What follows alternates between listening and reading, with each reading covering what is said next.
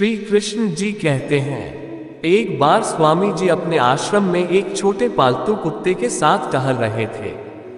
तभी अचानक एक युवक उनके आश्रम में आया और उनके पैरों में झुक गया और कहने लगा, स्वामी जी, मैं अपनी जिंदगी से बड़ा परेशान हूँ। मैं प्रतिदिन पुरुषार्थ करता हूँ, लेकिन आज तक मैं सफलता प्राप्त नहीं कर पाया। पता नहीं ईश्वर ने मेरे भाग्य में क्या लिखा है, जो इतना पढ़ा लिखा होने के बावजूद भी मैं नाकामयाब हूँ। युवक की परेशानी को विवेकानंद जी तुरंत समझ गए। उन्होंने युवक से कहा, भाई, थोड़ा मेरे इस कुत्ते को कहीं दूर तक सैर करा दो, उसके बाद मैं तुम्हारे प्रश्नों का उत्तर दूंगा। उनकी इस बात पर युवक को थोड़ा अजीब लगा, लेकिन दोबारा उसने कोई प्रश्न नहीं किया और कुत्ते को दौड़ाते हुए आगे निकल पड़ा।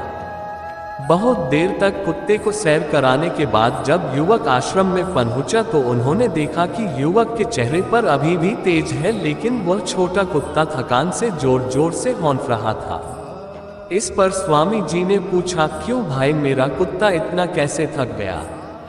तुम तो बड़े शांत दिख रहे हो, क्या तुम्हें थकावट नहीं हुई? युवक बोला, स्वामी जी, मैं तो धीरे धीरे आराम से चल रहा था, लेकिन यही बड़ा अशांत था। रास्ते में मिलने वाले सारे जानवरों के आगे पीछे दौड़ रहा था, इसलिए एक जैसी दूरी तय करने के बावजूद भी यह इतना थक गया। तब विवेकानंद जी ने कहा, भाई, तुम्हारे प्रश्नों का उत्तर भी तो यही है।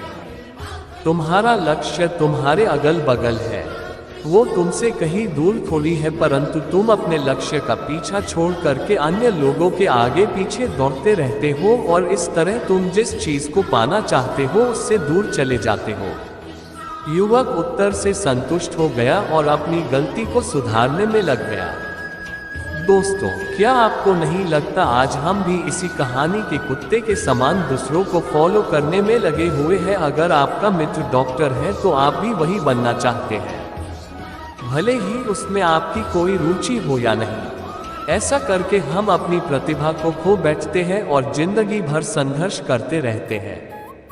इसलिए दोस्तों, दूसरों को फॉलो ना करें, अपना वही लक्ष्य खुद बनाए और उसके पीछे पूरे लगन से लग जाए।